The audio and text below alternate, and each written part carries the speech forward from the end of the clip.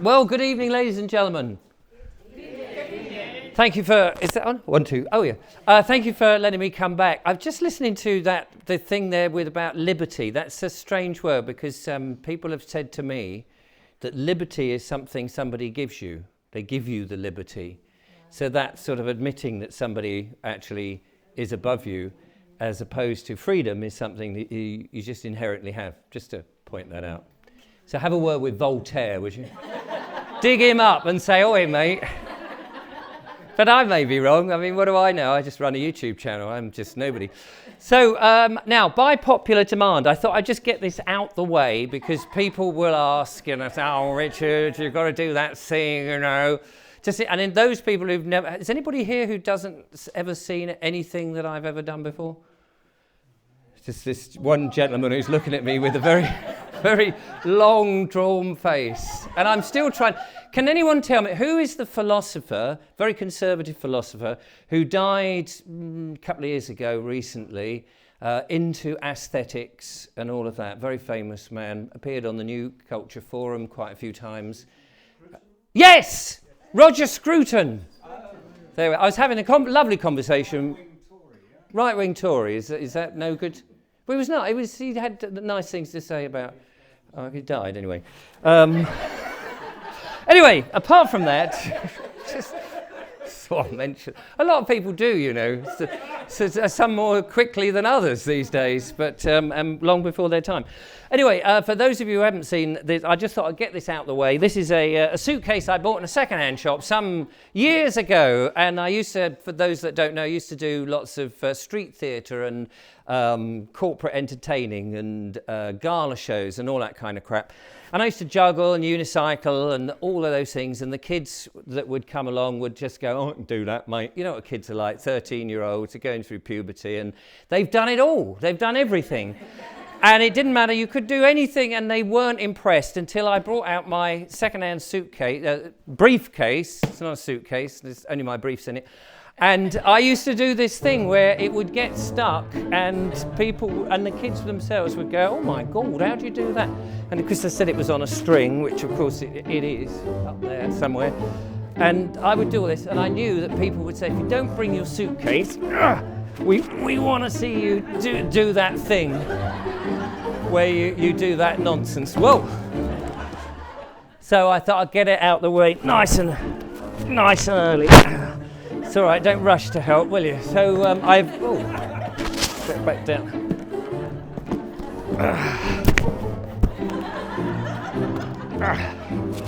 I got it. Whoa! So anyway, thank you very much.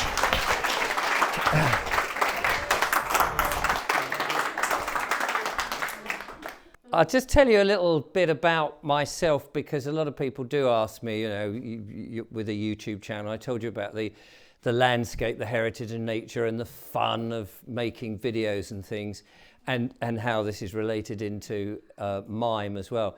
Years and years ago, I used to do, I think I may have mentioned this a little bit about that I used to do extra work. Did anybody do extra work here? Walk on parts in TV shows and all that? What great fun that can be. I mean, it can be long, boring days. I used to have an agent, the Elliott Agency in Brighton, Marcel Elliott, and she had this tiny little room in Bartholomew Mews, if you know where that is, up one of the high Victorian buildings there. And I remember having to go there when I was first on the books. Because back in the day, I don't know if you know how the old extra work business worked. You'd get, as an actor, you know, you'd be an actor, yes, I want to be in the films, make me in the film, I want to be famous, you know, my face and everything. And you need to get an agent because you couldn't just get that. How'd you get the work? So you needed an agent. And I didn't really know too much about it. I was doing my mime, I was doing theatre, I was writing plays, I was doing all sorts of bits and bobs, but I was desperate for money, like all artists are. Not that I was really much of an artist, but... and I saw in the stage and TV broadcast magazine, I think we called it, the Stage and Broadcast new, something like that. It's been so long since I've ever bought an issue of this thing. But on the back, underneath all the things where, are you an actor? And you'd say all these advertising, are you an actor? You can go and sell something on the streets in London. Sometimes it was these tickets for restaurants. You get a big book of tickets and you had to be outside and try and flog 30 quid for this box of this book of tickets. You get 100 tickets, you get 10% discount in all the restaurants. And when I was living in London, in Muswell Hill, on the floor, as you all do, or when I was off the North Circular, I did a bit of, what's that thing where you live in a house for free, for nothing? Squatting. Yeah, it's hard living like that all the time, isn't it? I did a bit of squatting there. I didn't realise, a friend of mine said, I can get you into London, it'll be all right, we'll find you somewhere to live. And I didn't realise that this was a couple, and they said, oh, come up. And it was a nice house, but it was full of druggies, absolutely full of druggies. I mean, it was like a 4-bedroom house, and then they left the next day, and I was up in there, and I had a bag with my stuff going, oh, and I was, and I still am, very sort of innocent young chappie from Sussex, and there were all these druggies, and the advice was, you take your bag with you, because it may not be there when you come back, although, the door is always open, as it always was. Anyway, so I spent a bit of time in London. If you were an actor, there were all these sort of nefarious jobs that you could do, or otherwise it was ringing people up. These days, people do that. You have call centres and things, but in those days, they wanted actors to ring people up and sound ever so posh and nice and all that. I hated it. I did a bit of all these things, but they were all on this, if you sell something, we'll give you the money. It's all on commission. And I don't know if anybody's ever done any of that stuff that's all on commission. You don't get paid. Basically, you starve. And that's how it works, Anyway, so I was up in London. I've lost the train of thought, you see, because I didn't write the script. What was I talking about at the beginning of this? Pardon? Yeah, no, before that. Extras, thank you very much. It's good to test the memory of the audience here. Because if you don't have a good memory, I can do the same material next time round, which would be, thank you. But being an extra, so I went to Marcelle Elliott, and there she was. She was a chain smoker. She was a lovely lady, very theatrical, ex-actress, ex-something or other. Used to obviously do the rep and all that sort of stuff. And she said, oh, hello, darling, sort of went in, said, I've, come say I'd like to be on your books as an actor. Oh, yes, come in. And there's a great fog of smoke. Come and sit down. And the room was small and really pokey with a few pictures that really were of, ancient people who you'd see on basically the people I used to watch now, the Terry Thomases, the Margaret Rutherfords and all of those would be up there. And you think, oh, I'm in good company. It's going to be great. And she said, oh, darling, we do an extra agency and walk-on parts. And she just sort of looked me up and down and said, oh, yes, you could be military. You have that sort of military, you've got short hair or thinning hair or no hair at all. Yes, you could do all those sort of parts. Yes, I think I can find some work for you, which I thought was fantastic, So you pay your money, you take have some photographs taken, and away you go. And then you wait by the phone, and you hang around going, come back. And the wife has just got her first baby, and she's saying, so you've got some work then, have you, as an extra? You're not going to do that normal work thing that most husbands do, where they go to work and then they get paid. We're going to do this thing where you hang about by the phone, occasionally changing a nappy when you have to, and going, no, it's all right, darling. It's going to ring in a minute, isn't it? Because I've got an agent. Anyway, a month or so goes past, and you think, I've just spent 50 quid, which back in 1990 was quite a lot of money. And you paid to be on the book that was supposedly going out to all the sort of casting directors. And then the phone did ring. Hello, darling. It's Marcelle here, Elliott Agency. Oh, Marcelle, yes. And they would all the way through my career, if you can call it that, as an extra. They'd always say, are you free on the 9th of August? I'd always say, I'm never free, but I am available. Otherwise, you might be not getting paid. So she said, well, are you free on such and such and such? And I said, yes, no, I can. She said, your face has been picked out of the book. We want you for a poster campaign. You need to go up to London on such and such a day, and they'll be photographing you, and there'll be a big poster campaign. And I was like, that's it. First job, made it. Brilliant. Really love this. And it was like a couple of weeks hence, and I said, do I need any special clothes? No, smart casual will be fine.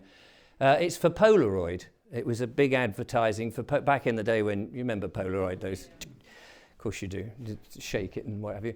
Oh no, you're not supposed to shake it, are you? You just warm it up on your breast. So I had these visions. Blimey, there's me, my face, blown up. Because we all know what these big billboards are in London and all that big smiling, beaming face with 2 eyes I had then. And a big smiley face. And I thought, this is amazing. Everyone's going to know who I am. The old ego that we've all been told that we have to get rid of. Because obviously I had it back then.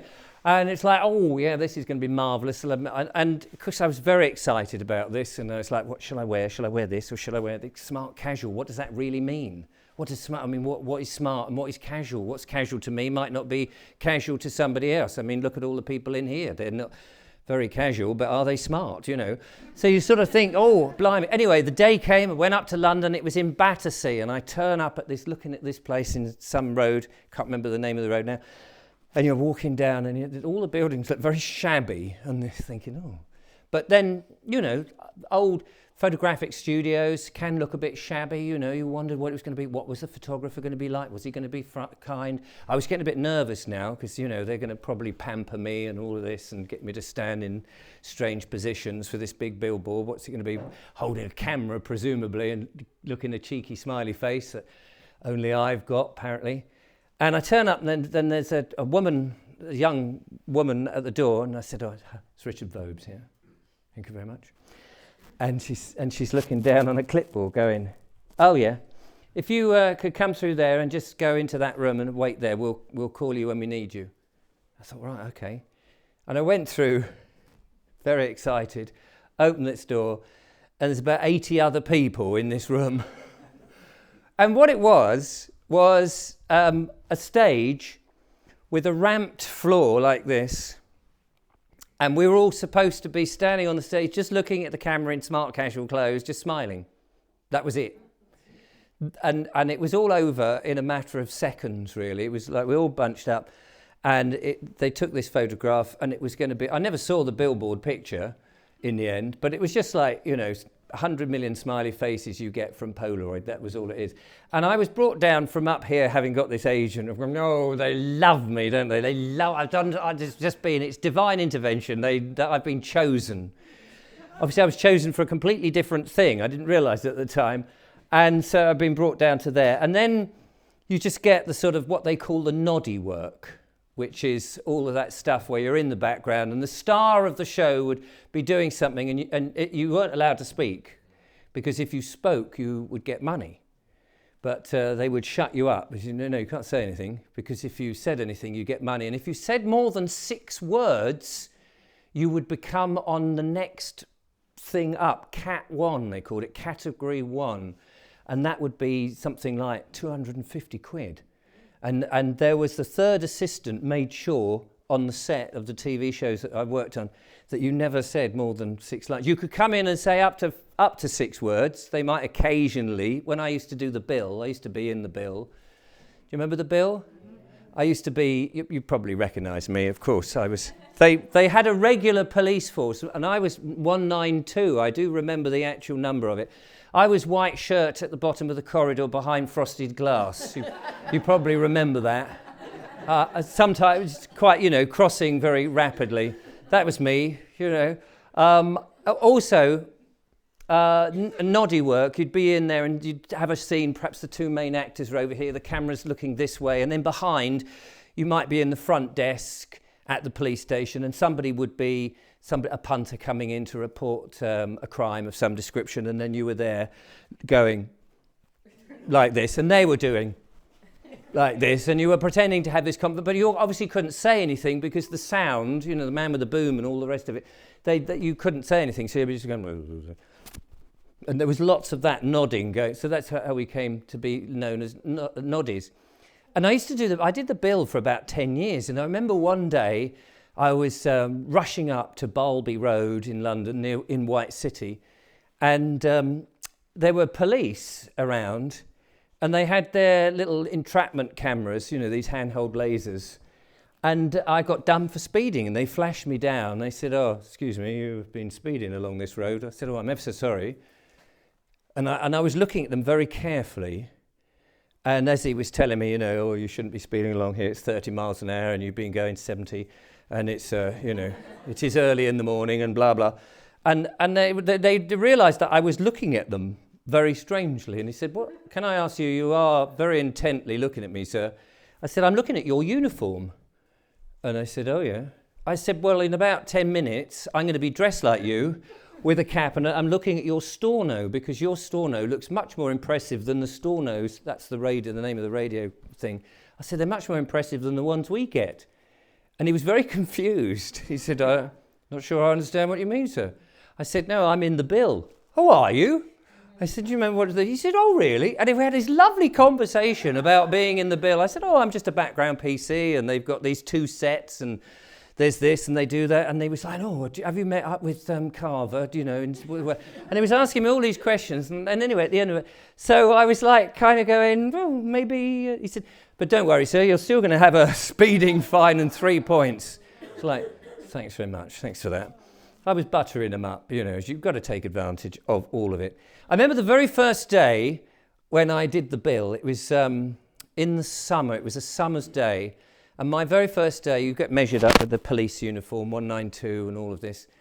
And we were on location. Mostly, my bits were on the set inside, which was great fun. Because you hung around, and where the changing room was and the waiting room, where you were mostly doing this as you were waiting to be called, or reading, or going, "Oh, come on, when are they going to use this? I don't know, we've been called at 7:30, and it's now 5 PM. It's been such a long day. Oh, here's the tea trolley, yeah, cakes, tea, everything you want, lovely dinners." It was fantastic. But the very first day, we were out on location, and we went to a sort of very dodgy bit of London. I don't know where it was. I wasn't very familiar with that part of London. It's somewhere in the East End. And it was very run down. And the unit, the film, was going on in an estate which was off a main road. So you've got this very big main road, and then there was a right-hand turn, and then in this estate there was the film unit, and they were doing stuff. And our bit, I was working with a guy called Ricardo, very nice chap, and he was going to drive, and I was in the passenger seat with him, and we had to do the blues and twos and come flying in right at the end at the appropriate moment. That's all we had to do, really, as they obviously caught the thief, whatever was going on. So they got us in the car, and it's all themed like a car with wheels, with the lines and police and the blue lights. It was a police car. For all intents and purposes, you look at it, it's a police car. And there's Ricardo and I, 2 extras, and we are waiting. Now, from the road here, you couldn't see the film unit. You couldn't see what was going on. And so at the appropriate moment, all we had to do, we had a radio with us, and at the appropriate moment, we just had to drive in really fast and do all that. So we're hanging about. And the one thing about film units is they take forever. I explained how when I do it, I'm rushing about like nobody's business, turning the camera on and doing all that. Well, there's so many people, isn't it? They've all got to justify their jobs and things, and everything takes for flipping ever. So they're doing all this, and we had no idea. All we've got is the radio and the third assistant on the end of it, occasionally saying, "No, we're going to be another 10 minutes, I think. Just stand by." Beep. So going, "Yeah, no worries, we're here when you want us."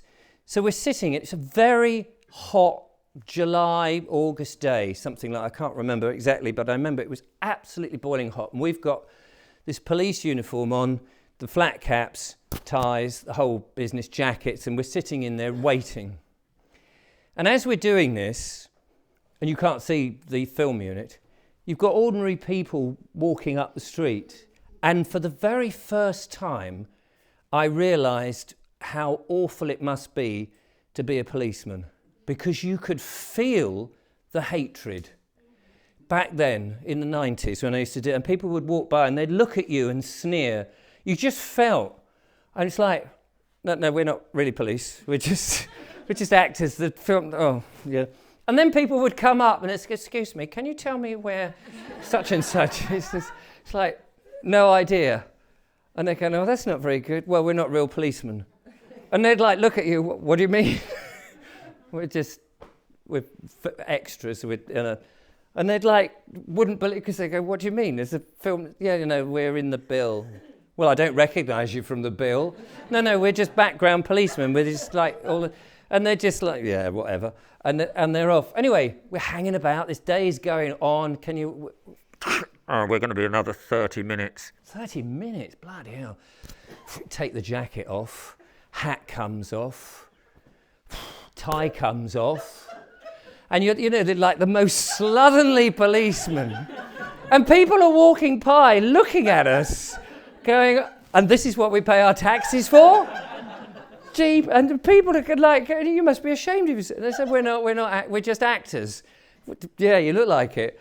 So that was really the most weird experience. God knows what the film, it was just, we were there for hours doing this. But in the end, we did start to sort of jolly that bit up and just sort of purposely look like we were out of it, you know, as policemen, because people were just, you know, people's reactions, they don't expect that.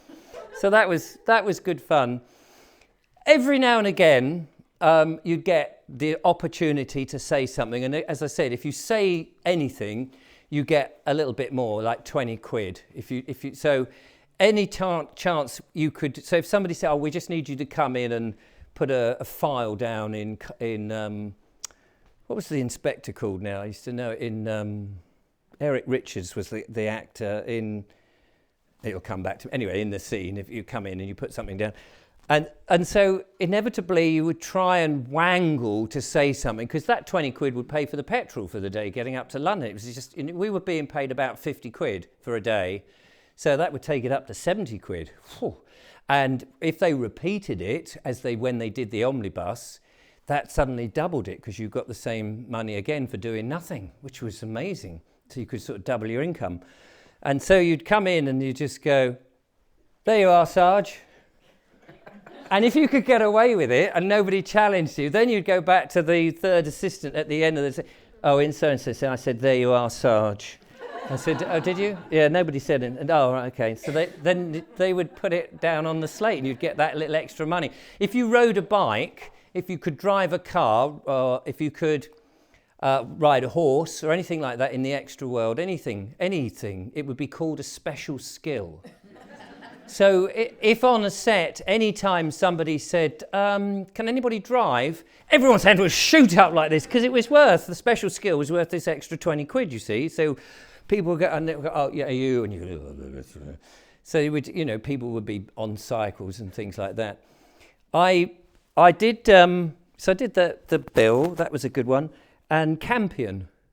I think I told you about the Campion one. I also did Poirot. Do you remember Poirot with David Suchet? What a miserable actor he was. No, he was one of those actors that got into character and was in character all day. So he'd be there like that with his little grey cells and having lunch and all that as Poirot. He couldn't relax. Whereas Philip Jackson, who played Inspector Jupp, all right, Poirot, he was lovely, and he would come over to the extras. So we were dressed as military sort of police, that thing. Oh, darling, I've got you Poirot. The difference was, so I would be a policeman again in some of the Poirots, again out on location and all that.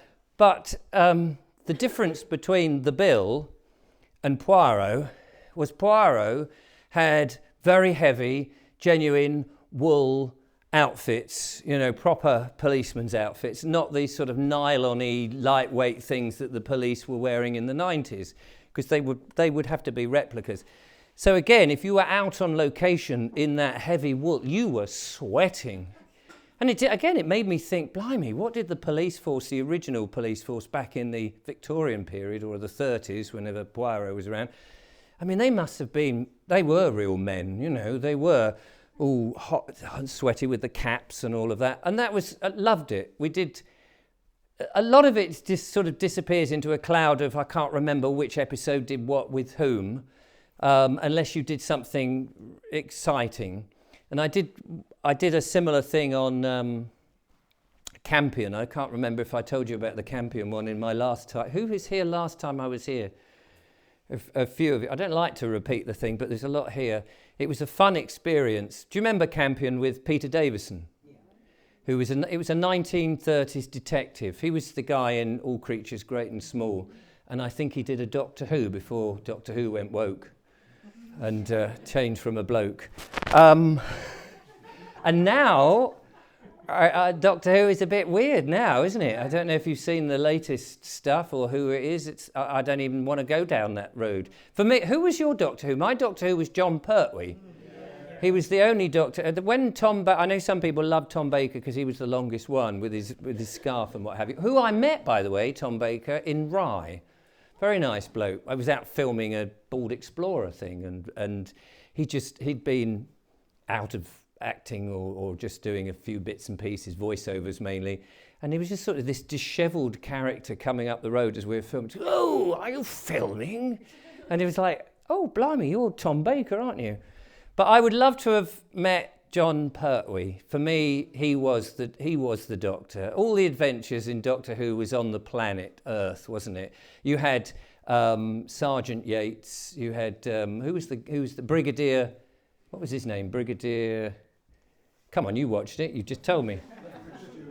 Yes, Lethbridge Stewart. That's right. Yeah, fantastic. And Captain Yates and Sergeant Benton, and the whatever the name of the army was. And you had the Autons. You remember the Autons, who were the dummies that suddenly came out of the windows and walked down the street. They were really scary. What I liked about Doctor Who then is because it was on the Earth, in everyday thing, it was more frightening because you could actually imagine it happening. And you go past a shop window and there's a dummy and you think, oh my God, is that an Auto? Because I was a kid then, back in whenever it was, some years ago. Anyway, can't remember how I got onto that. But Peter Davison was one of the doctors, and he was also in this programme Campion, which was this series. Again, period thing. Now, I was booked to be a policeman with another guy on that programme in a little place just outside Uckfield. Forget the name of it, but Buxted, something like that. Buxted, there we go. And there was this beautiful period 1930s white, gorgeous house set back in the middle of nowhere with this long gravel drive with a sort of L-shaped drive. And again, all the footage, all the filming, most of the day was taking place inside the house as Campion was supposedly solving the crime. I never saw the episode, unfortunately.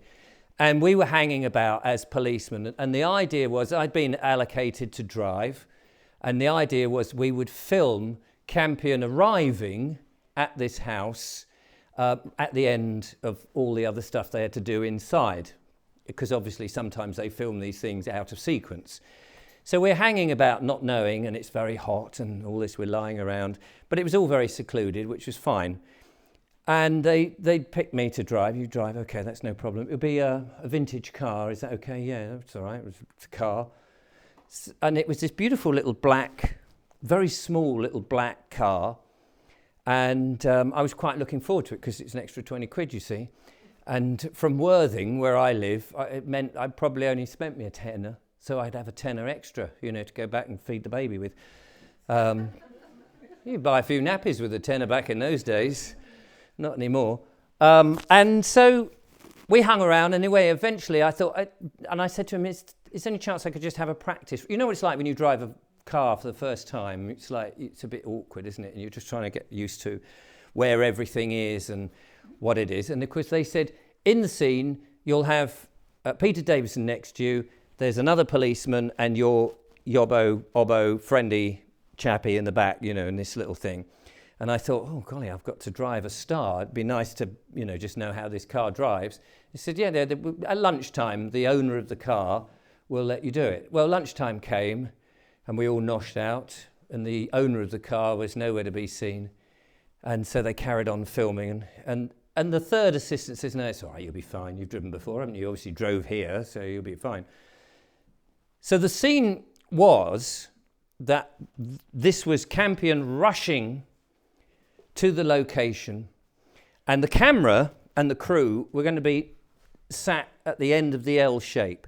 So I had this long white gravel drive, and it would come down, sharp turn, come round here, and they wanted me to drive down with Peter Davison as Campion and the rest of us in there, and come down and stop right in front of the camera so that it would line up with the number plate, and it would look really good. And then Campion would leap out and rush into the house, and that was it, and it would be a cut. So I thought, well, that's fine, okay, I've got no problem with that. That's all I've got to do. So up comes the guy, and he says, here's the car, and we all got in. And he said, have you ever driven one of these? This is a genuine old 1920s, whatever it was. And I said, well, not this, but I'm sure it'll be all right. And he said, well, it's fine, you'll be fine, except just bear in mind that the accelerator pedal is in the middle where the brake pedal is, and the brake pedal is where the accelerator pedal is. He said, you know, some of them, they hadn't formulated this as a set thing. And I went, what? So the brake... Now, you know what it's like if you're a driver. We all drive subconsciously, don't we? We practice this, it's habitual. So I was like, oh my God, I wish I had that sort of driving thing. And then the third assistant, it's the third assistant always talks to the extras. The second assistant talks to some of the lesser actors. The first assistant will talk to the stars, and the director tends to talk to the first assistant and the stars. So you're always dealing with the third assistant, who really is just somebody kind of, you know, lower, one step up from extras really, except that they're much more important than we are. So that she gives me a radio and says, okay, we're right up out the other end of the drive where we couldn't see anything, and we'll just go, we're running, you know, go sort of thing. So we've got that in there, and I'm going, and Peter Davison gets in the vehicle. It's all set, ready to go. Oh, hello. It's like, you know, you were Tristan in not Only Fools and Horses, the other one, All Creatures Great and Small. Yeah, and I used to, you know, and you're sort of like, oh yeah, I remember you. And because sometimes you get a little bit starstruck when you meet these people, and then you realise they're only human like yourself. And he's like, oh yeah, and it's a very tight, compact car, this, so you're very friendly. It's like being in a VW Beetle, like the old original ones. So we're all sitting in, like, it's very hot again, and we're waiting for the thing, and this is, okay, stand by, everybody. Okay, we're okay, roll them. The cameras, this is in the days of film, you know, when they used to do this nice and film, none of this video. Okay, and scene 221, take one, action. So, right, middle button, middle thing. So I've got my feet on there, everything's fine. Got to change gear halfway down. So you're driving down like this, and I know this, and I know that they wanted it to be rushed because they'd made a point of that. So I'm coming down here, and I thought, right, okay, we'll get down there, and I'll quickly slow down and get round the corner. But of course, as I'm driving down there thinking, God, this car's quite spunky, isn't it? It's going quite fast. And so as I approach in the corner, I thought, oh, I don't know what it's like. So I went to put on the foot on the brake, of course. Only it wasn't the brake, was it? It was the accelerator. And I suddenly found myself going fast. And I'm turning this like this, and I could feel that Peter Davis is going, by God, we're all going to die. And it got worse because as you turned it, I didn't realise just how close, because we hadn't really seen this, where the camera crew, and there's a whole bunch of people hovering around the camera like this. And suddenly we're scooting along towards the camera at sort of, I don't know how many fast. Meanwhile, all the gravel is like flying everywhere. And I'm going, oh, shit. So I've suddenly put my foot on the accelerator again to try and stop the car. And I realised that I'd actually put it on the wrong button. And eventually I put it on the brake. And the car skidded to a halt like that. Right, and you could see the crew going, shit. And I slid to a stop within a few inches of the camera. It was like one of those James Bond films where he just manages to stop the bomb. And then Peter Davison's slightly stunned, and there's this somewhat pause, and he goes, oh, I've got to get out. And he gets out the car. And the director goes, cut. That was very good. Okay, check the gate, because it was film. And I'm thinking, I hope they don't do this again. Because I was like, oh my God, because I thought I was going to kill them all. And they didn't ask me to. They said, that was very good, thank you very much. They said, you've obviously driven these sort of vehicles. They were very, very complimentary. And I'm going, oh, yeah, no, it's just, as long as I get my 20 quid, I don't mind. So that was again, one of the highlights. And being an extra was, I mean, I look back now with fond memories, because it was great fun to work with some of these wonderful people. Lovejoy, I worked with, Ian McShane, yeah, I did one episode of that. He was very nice, and it was in Shoreham, funnily enough, in a warehouse in Shoreham. Didn't have to do very much. Do you remember One Foot in the Grave? Yeah. I can't remember the stars in that now because I never really met them, but I was an ambulance driver, and there's a scene where they're talking up by some home. I can't remember. I never used to watch it. But there was some action going on there, and then there was the ambulance driver, and I can't remember, somebody had to be put into the ambulance, and I was an ambulance driver, and the camera came down like this, and we had to have a couple of words. So I had a script, so I had that Cat 2 contract where I had a little exchange of words with somebody, and we did it. I didn't think much more about it, but for about 5 years, as it was repeated, I kept getting these checks for, I don't know, 200 quid. And back in the 90s, you know, that's a lot of money for not doing anything. And it kept to about, I don't know, 6 or 7 times. These checks would just come in going, oh yes, we sold this to China, or we sold it to Indonesia, or wherever it was, another 200 quid just for, and it was great fun. So I loved, that was a good episode, but only, and of course you get a credit. So, you know, your name comes up on the credit, Richard Vobes, ambulance driver, which was very nice. Thank you very much. I enjoyed that. So I did a lot of that sort of extra work for a long time, just trying to, I met Richard Bryars doing that. And he was an absolute gentleman, Richard Bryars. He had a series, I can't remember what it's called, I never saw it. So he did, of course, when growing up, he did the Good Life, thank you. He did that, and then he did Ever Decreasing Circles. And then there was some other series that wasn't brilliant, I don't think, and he was a sort of an ex-military character who'd come back home, and we were filming the first episode, and it was supposed to be out in Africa or somewhere like that, where it was very colonial. It was a colonial sort of scene, so maybe in India, really, I suppose. Anyway, whatever it was, again, we were filming in another house near Uckfield. There seems to be a lot of these sort of nice sort of type of buildings, which was handy for me in Worthing. So we went up to this place, and I was dressed, this must have been, I guess, period of this scene that we were doing was something like the 70s, and I was supposed to be an English or a South African or something military guy, and I was in a military thing, dressed up, just by the back doors, by the French windows of this place, and the scene was simply him coming in and they'd put all these fake tropical trees and plants in this scene outside, and he comes walking up and he goes into this building, into the ballroom of this building where the next series of scenes are, and it was just a sort of cutaway thing of him arriving, and it was just me there by the door, and that's all that was, with a rifle, looking just military, you know. And there was some technical stuff with the lighting going on. So Richard Bryars is here, and I'm sort of, you know, because normally you don't really talk to the stars. That's kind of, you know, unless you have a reason to, because they're stars and you're just plebs. So standing there like this, but anyway, because there was a technical hitch, he just started to talk to me. He said, "Oh, hello, I'm Richard." And I said, "Well, funny enough, I'm Richard." And of course I knew who he was, and I'd watched this thing, and you were having a sort of engaging conversation. And he said, "What are you actually doing in the scene then?" I said, "Oh, I'm just standing here, you know, as part of the furniture." So he said, "Oh, well, you could open the door for me, couldn't you? Give you something to do, and I'll say something, and you could say something." And I was just so nuts. So they're fixing all this.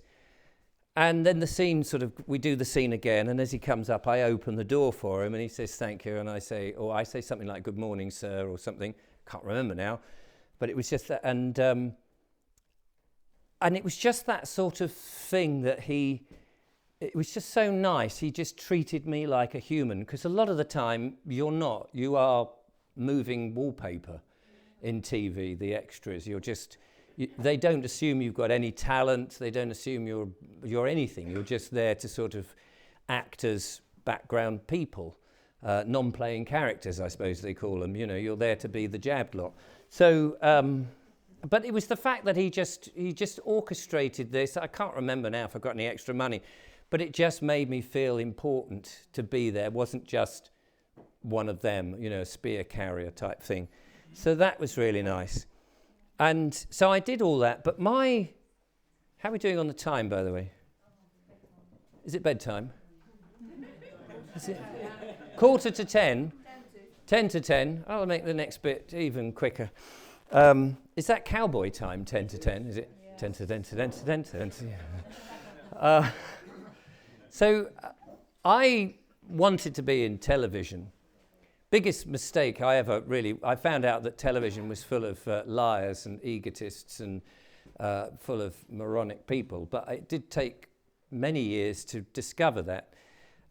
I made a kids' TV series in the mid-90s called Snug and Cozi. Now, you can see these episodes, if you're brave, on YouTube.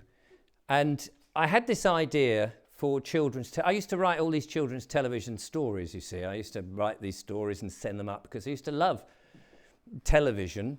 And the format, I just thought it was great, amazing technology. When you're a kid in the 60s and you're watching Bill and Ben and the Flower Pot Men, and then you're watching Thunderbirds and things like that, and just amazing, groundbreaking television, Thunderbirds and the whole Jerry Anderson thing.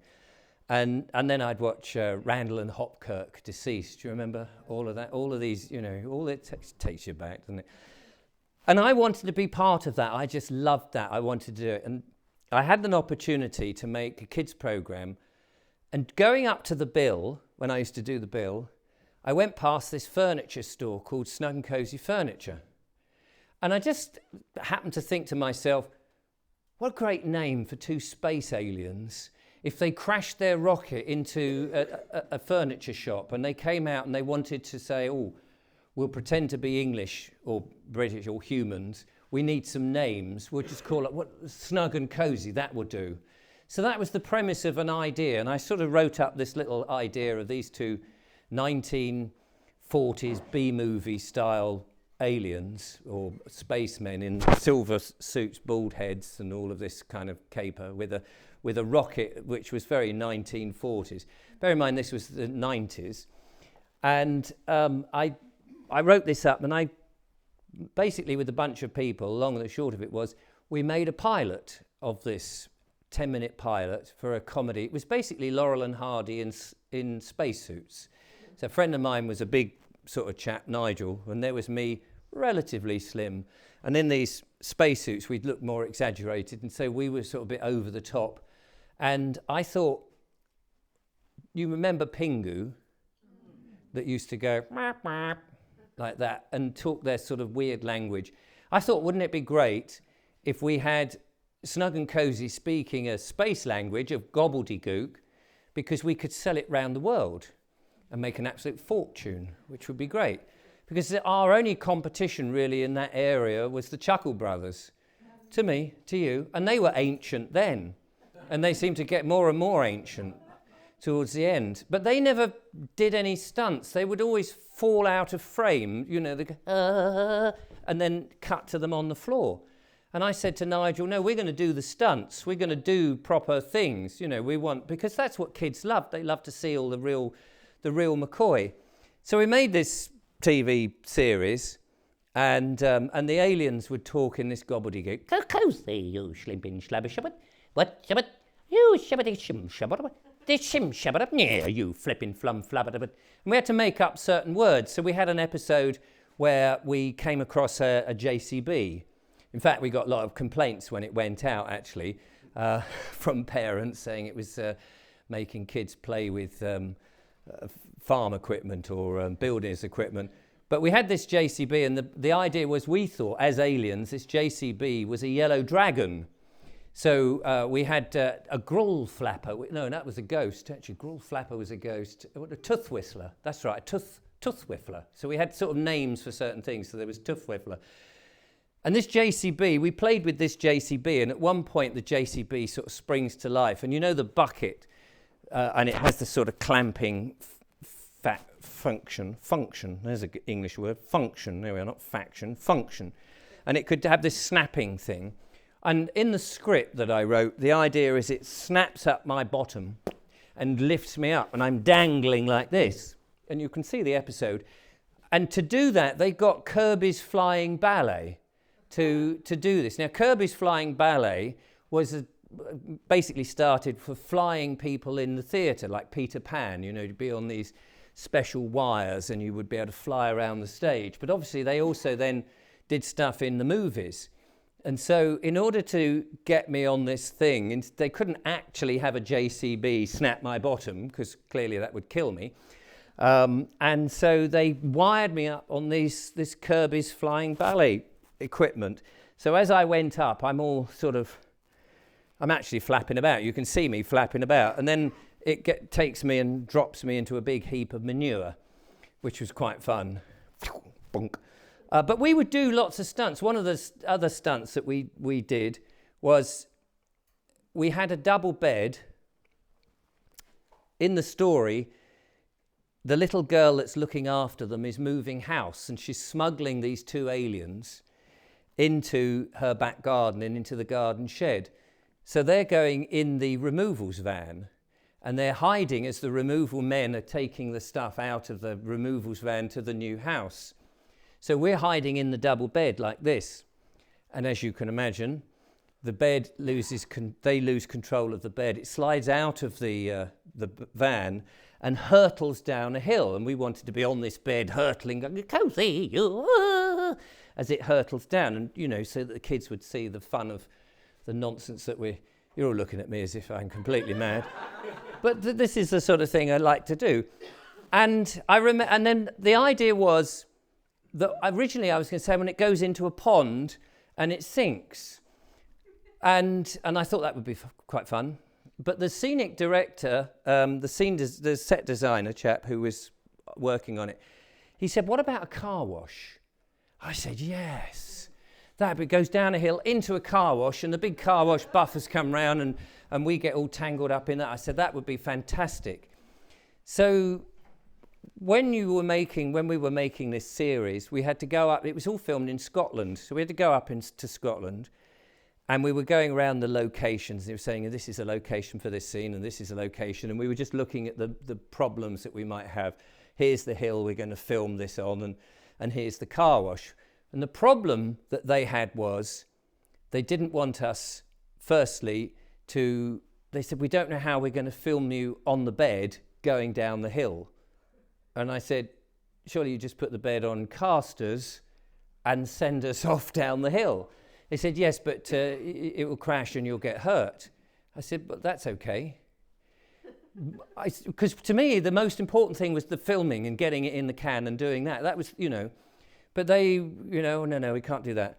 And we've got to, what we'll do is we'll just push it and we'll have the camera like this on it, like this. And I said, but that's so cheap. I said, you've got to see the shot where you've got the bed going with us going, because the kids are very critical. They'll know if you cheat. You can't cheat. So they were very anti that. And they said, well, how will we stop it? And I said, well, just put some hay bales down. That's what I would have done. Put some hay bales down and let us just go thumping into that. We'll roll off. We're quite padded in this. We could put more padding on. We'll be fine. But they weren't having it. But we did manage to get some shots where we were sort of doing that. But when it came to the car wash, they were sort of going, well, we can't take that into the car wash. But we thought how to do it. We'll have the camera a long way away on a long lens. In other words, it's zoomed in. And when you zoom in, everything gets compressed. And you'll stop just before the car wash, and the car wash will come up. And from where we are, it'll look like you're in the car wash. And I said, that's not good enough, because that's cheating again. I said, we've got these naff shots that you're going to do that way. I said, we've got to go in the car wash. We've got to get wet. We've got to get all lathered up and covered in bubbles, and the kids have got to laugh. You know, that's the whole point of the bloody show. So they said, well, it's too dangerous. So we were on location, and I'm just dressed in ordinary clothes, and he's going, this is the car wash. And there was the guy who ran the car wash. And I said, can you turn the car wash on a minute? Can we just see how it operates? So this isn't while we were filming. This is just on the recce. And so he switches it all on. And they're all like looking around going, well, you know, it's going to be this way or nothing, basically. And I just walked into the car wash, got soaked and lathered up.